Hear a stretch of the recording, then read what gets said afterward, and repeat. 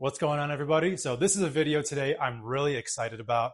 A few days ago, I officially hatched out the first Halmahera Scrub Python that I have ever personally produced.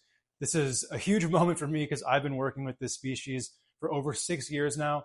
When I first got into Halmahera Scrub Pythons, they had never been produced in captivity. So to me, the idea of doing that eventually was a very far cry, especially me as a 18-year-old living with my parents, just getting these snakes that I thought were absolutely fascinating. Well, fast forward all this time later, and although it's just one baby, I can say that I've done it. So without any further ado, let's check out this snake. All right, so here it is.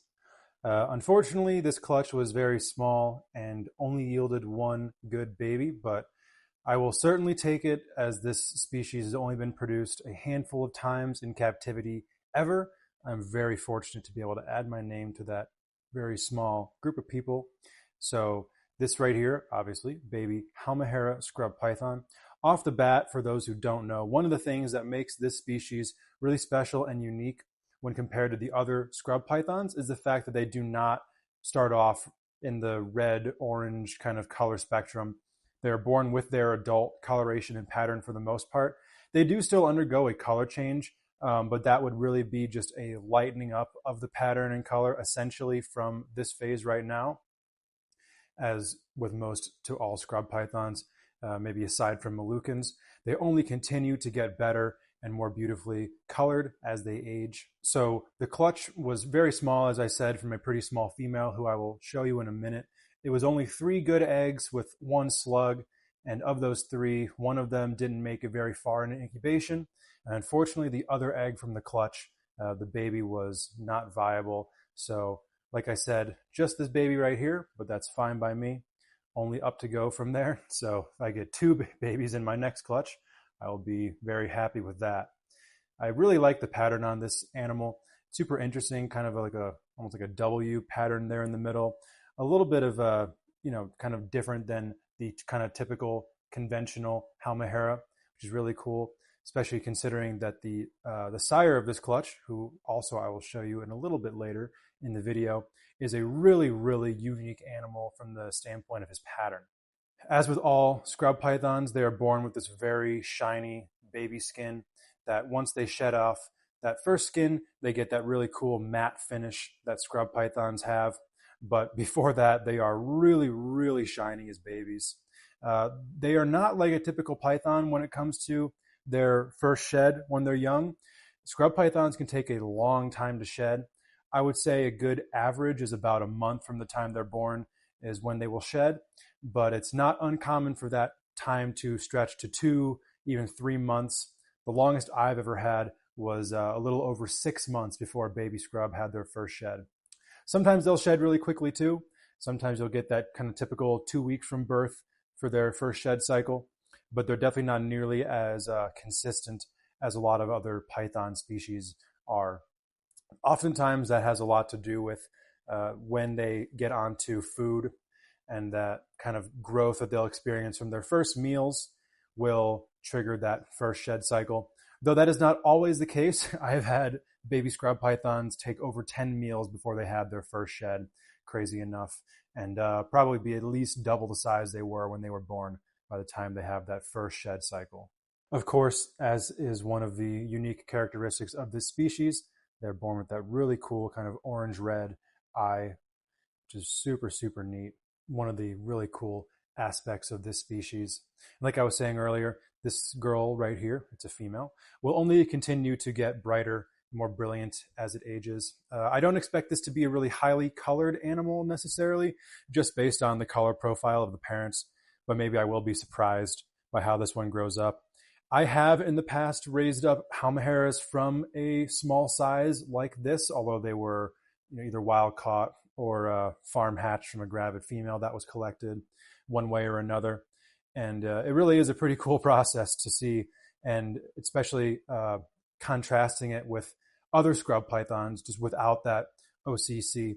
Like I was saying earlier, how they are one of the only scrubs that don't go through that change.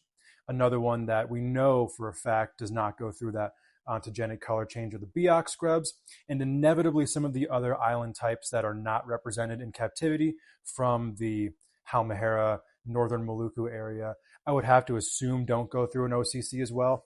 It's very strange how Biaks don't go through that OCC, considering that Biak and Halmahera are really nowhere near each other.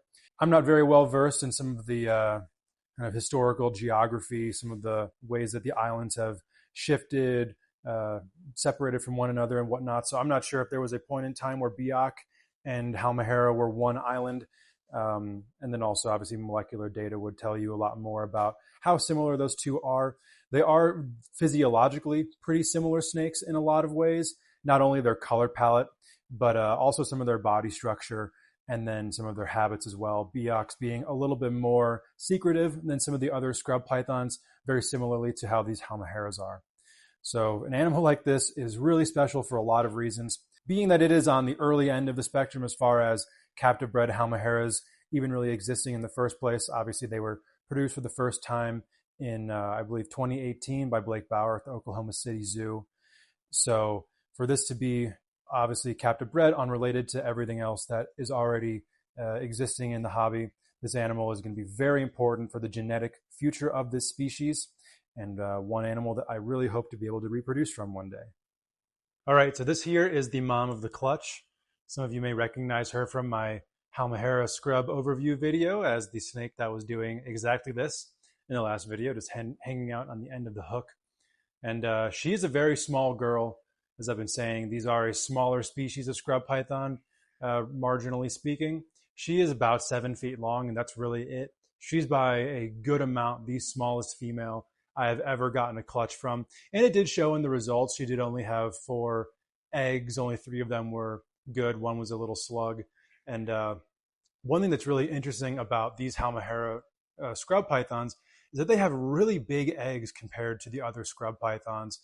And a comparison that I find really interesting is that the Halmahera reticulated pythons, the retics from that region around there, also have large eggs and smaller clutches. I'm not sure there's any correlation there. I just find it really interesting that both of the species from the same location experience the same phenomena.